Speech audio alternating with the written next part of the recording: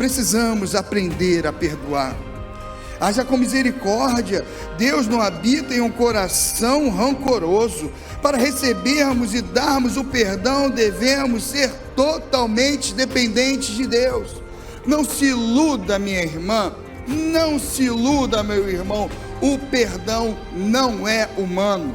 Nos machucaram, nos decepcionaram, e quanto mais perspectiva nós colocamos sobre as pessoas, e quando elas nos decepcionam, mais difícil é liberar o perdão. Mas o perdão é divino. Quando colocamos no altar do Senhor, Ele nos concede poder para perdoarmos. Então, libere o perdão e receba mais do Senhor para a tua vida.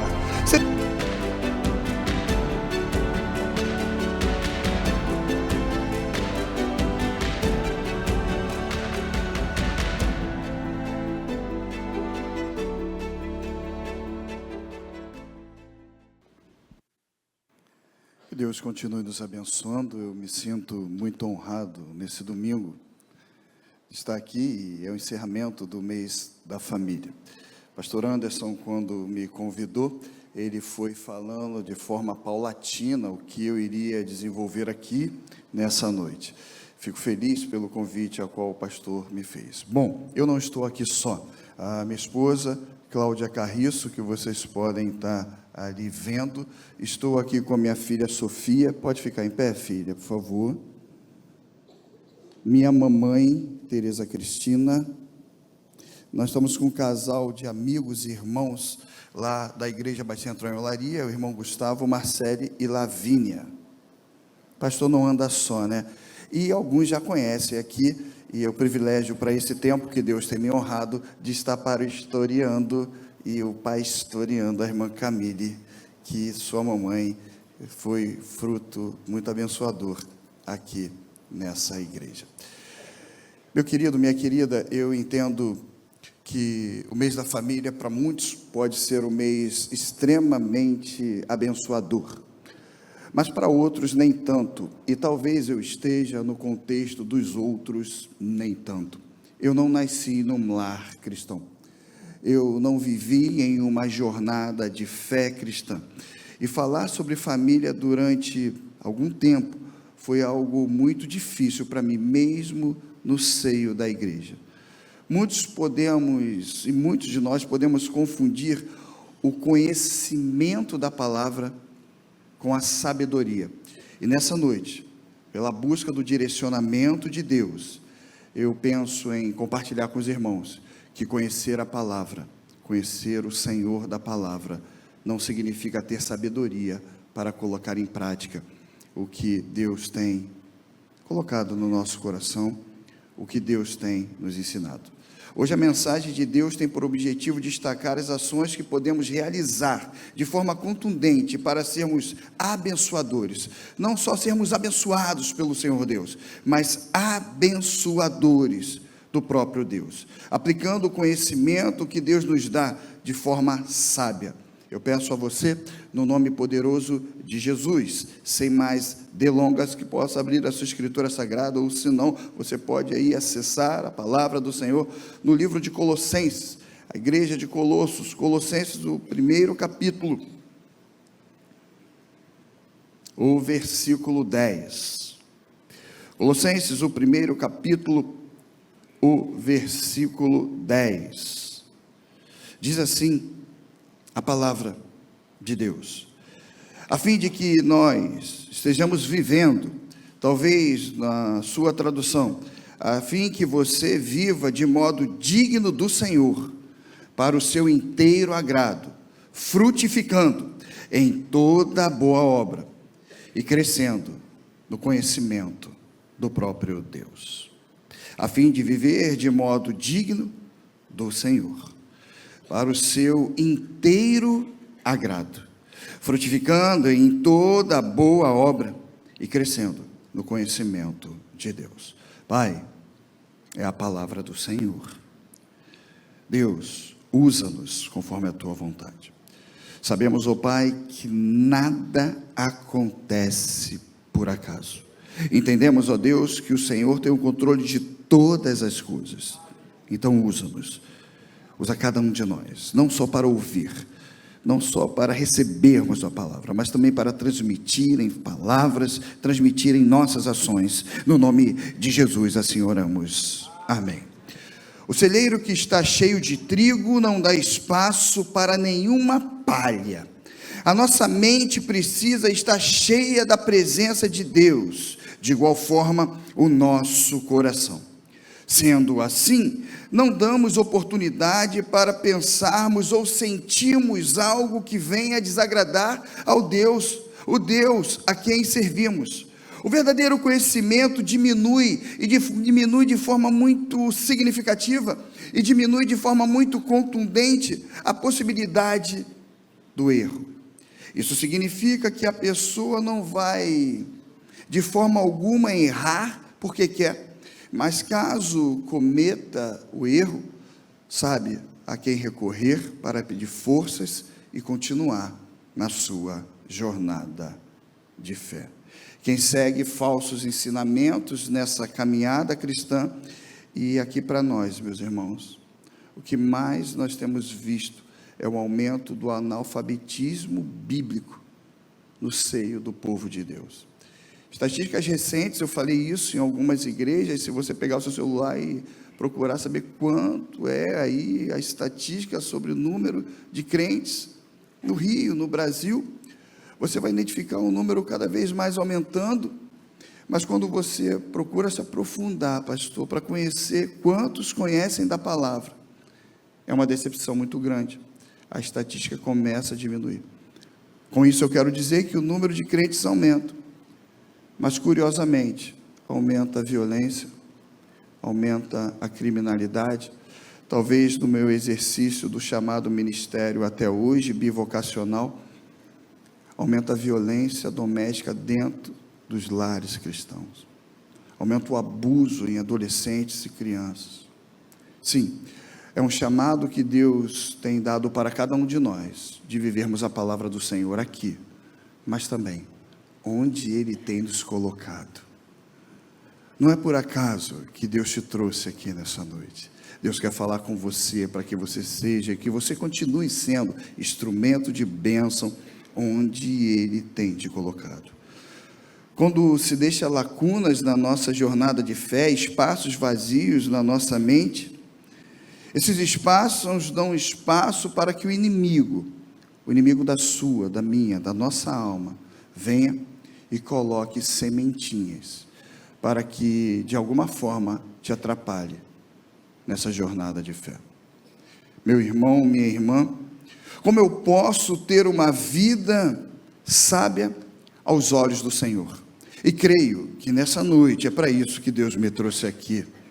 Longos anos conhecendo o pastor Demétrio, eu não tinha cabelos grisalhos, nem barba assim, e falaram: olha pastor, quando te conheci, pastor Pedro me conheceu nesse tempo, eu era um menino, e esses dias me colocaram no vídeo, há 4, 5 anos atrás. Com isso eu quero dizer que o tempo passa, mas nós não podemos limitar as nossas ações pelas circunstâncias da vida.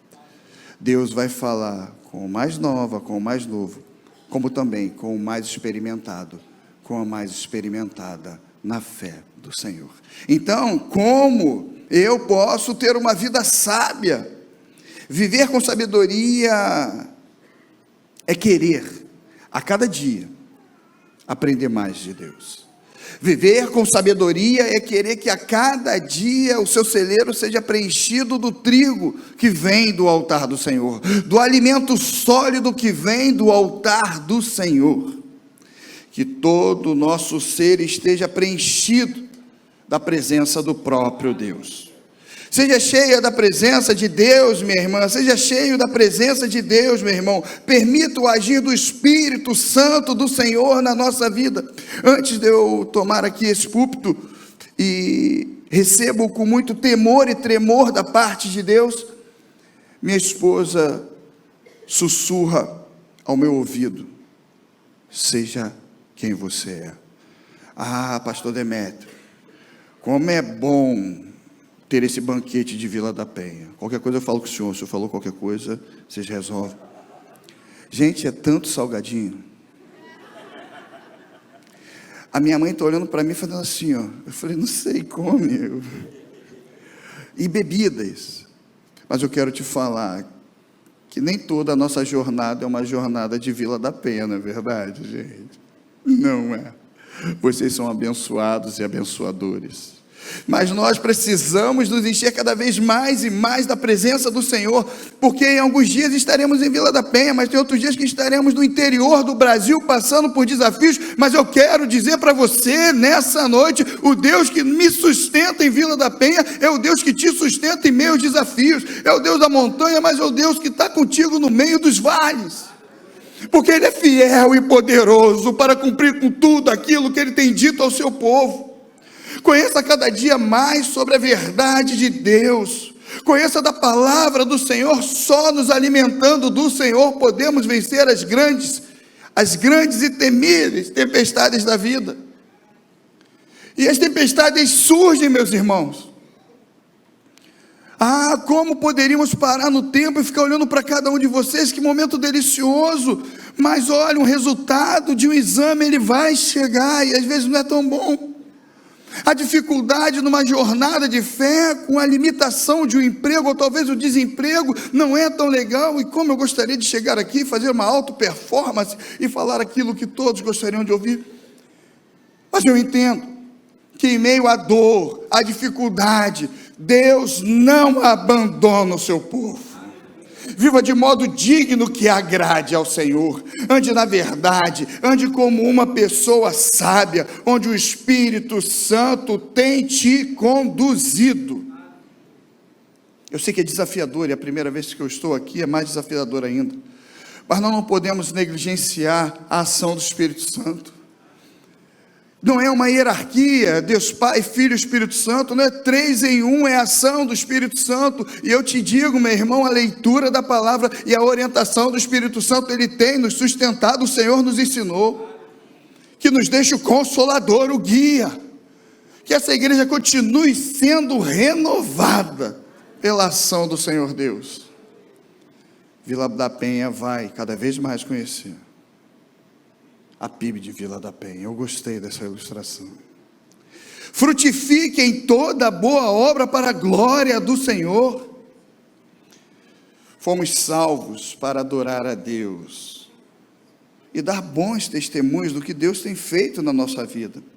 A graça de Deus em nós é manifestada pelas nossas ações. Nos conhecerão pelas nossas ações. Vós sois a carta a qual o mundo lê. Paulo fala isso para Coríntios.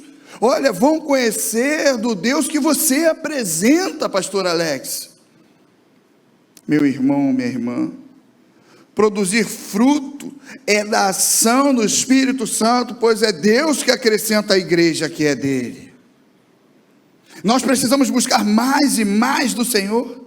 É preciso sempre dar graças a Deus por tudo que Ele tem feito, por tudo que Ele continuará fazendo na sua vida. É preciso sempre dar graças a Deus pelo agir dEle. Então, vamos viver de forma sábia. E seria tão bom se a reflexão parasse aqui. Mas não é assim. Meu irmão e minha irmã, precisamos de sabedoria para aplicar a fé que nós conhecemos através da Escritura Sagrada, aplicar a fé que nós aprendemos, e muitos de nós, desde criancinha, no tempo que os nossos avós, não é o meu caso, eram chamados Lavai, ou Bíblia. Precisamos ter sabedoria, porque em muitos casos, passamos por desafios, onde as pessoas não entendem o que é o agir de Deus, talvez de forma autoritária, talvez num coronelismo evangélico de eu mando e você só obedece, talvez de forma dura, mas nós aprendemos algo muito significativo e quero compartilhar com vocês. Paulo tratando com grande Timóteo. Dou graças a Deus, a quem desde os meus antepassados sirvo com uma consciência pura, de quem eu vejo e faço memória de ti nas minhas orações, noite e dia, desejando muito ver-te, lembrando-me das tuas lágrimas, para me encher de alegria, trazendo à memória a fé, não fingida, mas a fé que em ti há, a qual habitou primeiro em tua avó Lloyd, na tua mãe Eunice. Estou certo que essa fé habita em ti. O apóstolo Paulo lembra Timóteo com profunda gratidão. Paulo incentiva Timóteo a se apegar à verdade da palavra do Senhor na sua jornada de fé. Fé essa sem fingimento. Precisamos de sabedoria para aplicar a fé que Deus nos enche, Deus nos dá, Deus nos ensina no seio da nossa família. Essa fé foi passada pela sua mãe Eunice, que recebeu da sua avó Lloyd. Perceba que foi a fé transmitida de geração a geração. Os relatos históricos apresentados aqui por Lloyd, uma judia devota. Lloyd é citada apenas uma vez na Escritura Sagrada, Novo Testamento, mas suficientemente nos ensinando a importância de transmitir a fé sem fingimento ao povo de Deus. E isso deve acontecer tanto no seio familiar, como no nosso dia a dia. Como disse, eu não venho de um lar cristão, agora meu lar é cristão. Certa feita, a mamãe que está aqui, minha mãe não era convertida, eu fui o primeiro do meu lar a ser convertido. Imagine vocês, a mãe vendo o filho dela crescendo, indo para o seminário, estudando, ordenado pastor. Teve um belo dia que minha mãe liga para mim, e o meu padrasto fala assim: olha, meu filho, eu gostaria de casar, mas eu gostaria que você fizesse o meu casamento. Minha irmã, meu irmão, é muita bênção. Eu fico muito feliz com isso. Passam 10 meses, né, mãe? Meu padrasto vai para a glória. Minha mãe, com os desafios dela, toca o telefone lá de casa e fala: meu filho, eu quero falar outra coisa com você. Pois não, mãe? Eu quero me batizar e servir esse Deus que tu serve. Sabe quantas vezes a gente tinha parado e conversado sobre isso, ou forçado a minha mãe alguma coisa? É porque Deus age em nós e através de nós, não muito por aquilo que estamos falando ou tentando persuadir as pessoas, mas são nossas ações. Deus te vê em público, mas Deus me vê no secreto. É muito legal todos vocês estarem olhando para mim, que bom.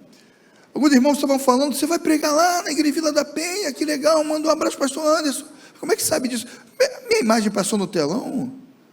Meu Deus, e eu não sabia. É porque assim, eu sou uma pessoa bem reservada. Vocês terem uma ideia, eu não tenho rede social, no máximo o Zap por causa do escritório.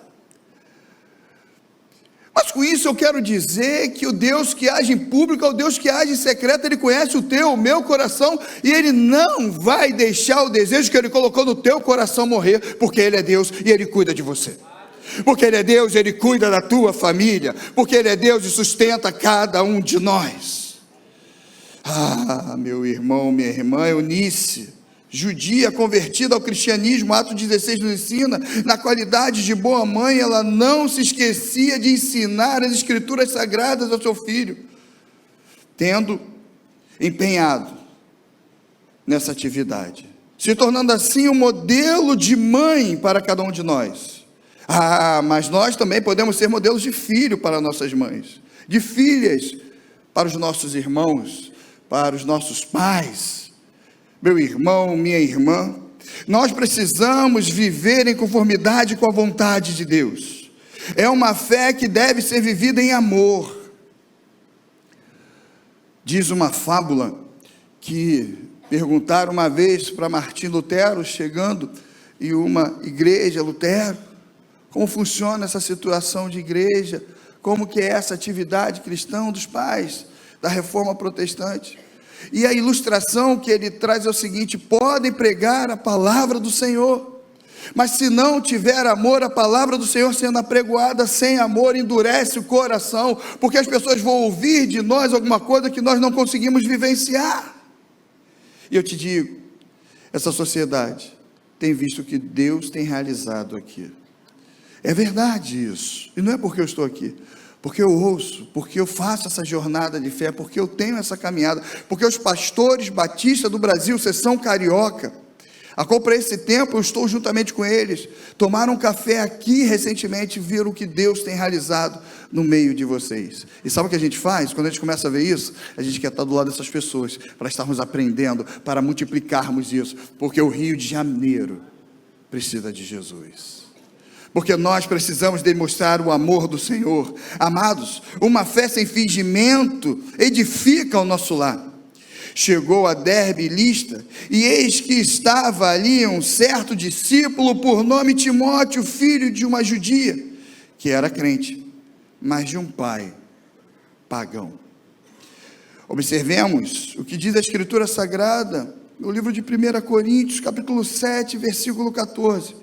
Porque o marido crente é santificado pela mulher. A mulher que é descrente não pode santificar o lar. Ah, meu irmão e minha irmã, de outra sorte, os vossos filhos, sendo santificados ou pelo marido ou pela esposa que é crente, o lar é edificado. E eles são separados do Senhor. Que bom seria se eu estivesse trazendo um testemunho que todos estivessem numa família, o que chamamos hoje de não disfuncional, né? Mas nem sempre é isso, nem sempre é assim, e tomara que aqui nós tenhamos essa convicção, mas nós temos contato com pessoas que vivem realidades muito duras, questões muito difíceis, e Deus tem levantado você para fazer a diferença nesse local. Meu amado e minha amada, a fé é a certeza daquilo que nós esperamos, a convicção daquilo que nós não vemos. Deus tem enchido, tem preparado a tua vida, preparado a botija do teu lar, o teu celeiro, com ações magníficas, para que você seja um transmissor de tudo aquilo belo e fascinante que Ele tem realizado na sua vida. Mas se isso ainda não tem acontecido, saiba, Deus é Deus e Ele mudará a sorte. De sorte que a fé vem pelo ouvir e ouvir a palavra do Senhor. Somos salvos pela graça, por meio da fé em Jesus Cristo. A fé em Jesus nos permite receber e dar perdão. Porque pela graça nós somos salvos, e isso não é dom nosso, vem de Deus. Não vem de obras para que nenhum homem venha se gloriar. Meu amado, minha amada, sem fé é impossível agradar a Deus. Vamos observar a importância de crermos em Deus, permanecermos firmes no Senhor, convictos que aquele que começou a boa obra há de terminá-la no nome de Jesus. Você crê nisso? Deus tem te levantado para esse tempo, para impactar uma sociedade. Nós temos vivido isso. Nós temos vivido realidades do que Deus tem realizado em nosso meio. Então não esqueça, vamos viver com sabedoria. Não esqueça que Deus tem agido e nós temos que dar bom testemunho no seio da nossa família. Viva com sabedoria os planos que Deus tem para você. Então, vamos recapitular. Tem que viver com sabedoria. Tem que viver com sabedoria e apresentar a fé que Deus tem nos colocado, Deus tem nos dado no seio da família, e viver com sabedoria os planos que Deus colocou no seu coração. Eu tenho vivido algumas realidades, contato com alguns jovens e adolescentes, pelo esporte também, não só pelo esporte, e eles acreditam que não podem viver os sonhos deles porque não tem recurso financeiro, porque não tem estrutura, porque não tem pessoas que possam ajudá-los. Eu vivi num lar disfuncional. Hoje, se Deus me dá uma estrutura da advocacia para levar o Evangelho aos lugares mais delicados desse Rio e desse Brasil, poucos sabem, talvez você não saiba, Demetrio. O primeiro livro que eu tive foi fruto de uma pessoa próximo de mim, que puxou um carro, era puxador de carro. Eu tive acesso a um livro de direito, e eu não sabia daquilo. E quando eu vi aquele livro de direito, eu era uma criança de 12, 13 anos. E quando eu me formei, eu cresci em uma comunidade carente. Deus ministrou profundamente no meu coração. Eu sou o Deus que chamo, eu sou o Deus que capacito, eu sou o Deus que envio. Meu irmão, quem coloca o sonho no teu coração é Deus. Quem vai realizar é Deus. Deus me guardou na minha jornada de fé, mesmo não sendo cristão. Deus me guardou para que eu não fosse contaminado pelos vícios da vida. Mamãe muito delicada, muito cuidadosa, e quando eu tentava sair com os colegas, mamãe gritava: você vai medir comunidade para quê? Eu falei: medir comunidade? Você não precisa sair daqui, vai estudar, meu filho. Nós precisamos resgatar o cristocentrismo em nossos lares. Buscar o que Deus tem preparado para cada um de nós. Olha o que Deus fala sobre os seus planos, sobre os sonhos que Ele tem sobre a sua vida. Então lhe disseram seus irmãos: tu, pois, deverás reinar sobre nós, e sobre nós você vai dominar. Por isso ainda mais odiavam por seus sonhos e por suas palavras. Vocês já sabem de quem eu estou falando. É verdade que vocês planejaram, eu falei Gênesis 37, 8, agora Gênesis 50, 20, estou fazendo recortes, e vocês conhecem a vida do sonhador José. É verdade que vocês planejaram aquela maldade contra a minha vida, mas Deus mudou o mal em bem para fazer o que hoje estamos vendo, isto é, salvar vida, salvar muitas vidas. José mostra de forma muito objetiva os planos que Deus tinha para ele. Planos de Deus não podem ser frustrados mesmo se nós não acreditarmos nele. Nós não acreditamos nos nossos planos, mas entregamos a nossa vida no altar de Deus, e Ele vai fazendo, e Ele vai fazendo, e Ele vai construindo, e Ele vai te dar vitória. Os planos de Deus não podem ser frustrados mesmo se você foi excluído no seio familiar. Deus te concederá a vitória. Talvez hoje os planos de Deus ainda não tenham sido concretizados, ou parte deles sendo concretizado em você por algo muito delicado. E eu preciso compartilhar com você o que é esse algo delicado, o que está faltando, mas você precisa prometer não ficar chateado com esse pastor que vos fala. Meu irmão, minha irmã, talvez hoje o plano do Senhor não esteja sendo cumprido na sua vida, pois esteja faltando algo de suma importância. Em nome de Jesus, não retarde mais os planos de Deus para a sua vida. Libere o perdão. Libere o perdão daqueles que te fizeram mal na jornada de fé, numa caminhada cristã. O que eu tenho identificado, o que eu tenho vivido, o que minha esposa tem vivido como psicóloga, e a gente tem alguns tratos no lar, entre eles, ela não conhece os meus clientes e eu não conheço os pacientes dela, mas em tempos, e aconteceu isso na semana passada, eu estava em uma igreja, estava ali ministrando, e as pessoas correram e falaram assim: você é esposo da Claudinha, é? Eu falei: sou. O que eu fiz? Não, é porque ela me atende. Eu falei: glória a Deus, você pode tirar uma foto comigo? E aí quando eu pego o celular, eu mexo o celular, a Cláudia fala assim: eu tenho olhos em todos os lugares, meu amor. Eu falei: porque ela já tinha enviado uma foto para mim que a menina tirou sem minha autorização.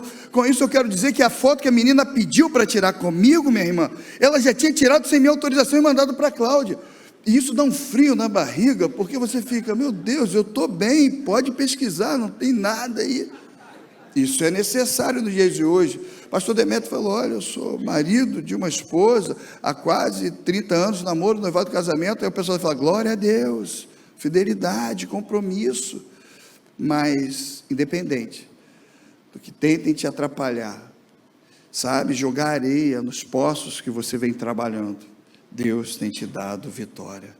Talvez hoje os planos do Senhor não estejam sendo concretizados na sua vida, porque existe a necessidade de liberar o perdão. José enviou seus irmãos de volta para o seu pai, com o recado, para que todos voltassem, que ele iria cuidar de cada um. Gênesis 45 fala sobre isso, eu vou cuidar de cada um de vocês, venham para cá. Precisamos aprender a perdoar. Haja com misericórdia. Deus não habita em um coração rancoroso. Para recebermos e darmos o perdão, devemos ser totalmente dependentes de Deus. Não se iluda, minha irmã, não se iluda, meu irmão, o perdão não é humano. Nos machucaram, nos decepcionaram, e quanto mais perspectiva nós colocamos sobre as pessoas, irmão, e quando elas nos decepcionam, mais difícil é liberar o perdão. Mas o perdão é divino. Quando colocamos no altar do Senhor, Ele nos concede poder para perdoarmos. Então, libere o perdão e receba mais do Senhor para a tua vida. Seja perseverante, não desista. Deus tem algo profundo com você, creia nisso, e não é uma mensagem de alta performance, é uma pessoa que vive essa realidade pelos desafios a qual eu já vivi e ainda enfrento na jornada de fé. Caso José tivesse desistido, o povo morreria de fome. Deus tem planos para a sua vida, e você não pode desistir, minha irmã. Em nome de Jesus, você não vai desistir. Não é o que falam de você que determina quem você é. Não é o ambiente a qual você cresceu que determina quem você é. O 16º presidente americano, Abraham Lincoln, não importa o ninho, quando o ovo ele é de águia. Vocês são águias do Senhor e darão voos altos para glorificar o nome do Senhor. Só eu conheço os planos que tenho a respeito de cada um de vocês, planos de paz e não de mal, planos cheios de esperanças, planos de vitória, e Deus continuará te abençoando, pois sou eu, o Senhor, quem está falando. Jeremias 29, 11. Permita-me, não sei se é esse processo, e quero começar a conclusão respeitando o horário, porque o pastor Anderson ainda me imbuiu de uma nova missão nessa jornada. Eu não sei quantos vieram preparados para isso, mas daqui a pouco eu falo dessa jornada que faremos hoje, se assim Deus permitir. Não é, e nunca foi, e nunca será, pelo que temos ou que somos. É a infinita graça de Deus e a misericórdia do Senhor agindo na nossa vida. Não é pelo que você tem, não é pelo que você apresentou de estrutura, não é pela sua força. Uns confiam em carros e outros em cavalos, mas nós confiamos no Senhor. Você pode repetir isso comigo? Uns confiam em carros e outros em cavalos, mas nós confiamos no Senhor dos Exércitos. Glória a Deus por isso. Não podemos nunca esquecer essa realidade. Cristo em vós é a esperança da glória. Deus nos chama para mudar a realidade de cada um de nós. A obra começa em você. Durante muitos anos da vida você pode ter ouvido, olha a obra, primeiro o ministério é a sua família, né? Depois a casa. Eu quero te falar, veja em toda a Escritura Sagrada, o primeiro ministério que Deus tem é contigo. Olha para Jonas, olha para Moisés, olha para Gideão. Deus tem trabalhado no teu íntimo, no teu ser. É o primeiro ministério, eu e Deus. E aí sim, quando somos motivados, quando Deus nos desperta, nós somos bons maridos, pais, filhos, amigos. Permita o agir de Deus na sua vida. Ah, meu irmão, talvez você seja o mais novo da sua família. Não importa. Não importa a tua idade. Deus te chama como chamou o jovem Samuel. Talvez seus irmãos te fizeram mal e você não tem o mesmo contato com a sua família. E hoje existe um abismo entre você e seus irmãos. Eu te digo, no nome poderoso de Jesus, Deus quer transformar essa realidade. Libere o perdão, como aconteceu com José. José é o sonhador, que depois de ser jogado em uma cisterna e ter sido vendido pelos seus próprios irmãos, soube perdoar e se tornar bênção, não só para o seu povo, mas para tantos quantos necessitavam. Se você está se sentindo cansado, acha que o ministério acabou, Deus te chama, como fez com o profeta Elias. Não acabou. Deus tem uma obra na sua vida. Independente dos desafios, saiba que o Senhor Deus não te abandonou. Você não está só. Deus tem planos para você, creia nisso. Eu não sei se eu já posso pedir, falaram, fique à vontade. Deus ministra no meu coração que Ele quer te dar o escape. Você crê nisso? Deus quer te dar o escape. O inimigo tenta, e ele tenta laços e embaraços para derrubar o povo do Senhor, mas Ele quer te dar o escape. Receba do Senhor.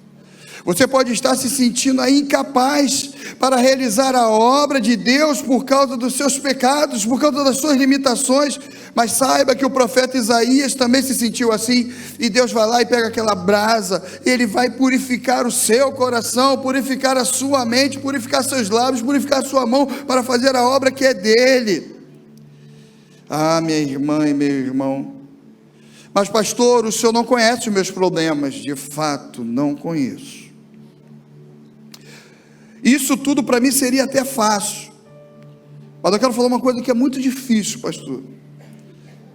Eu já não tenho família, meus entes queridos partiram. Pastor, às vezes me falta vontade de viver, e só Deus e eu sabemos disso, pastor. Eu perdi tudo. Esses dias eu estava conversando com um rapaz e ele falou, pastor, eu perdi tudo. Eu perdi as 36 empresas, 33 CNPJs que eu prestava serviço.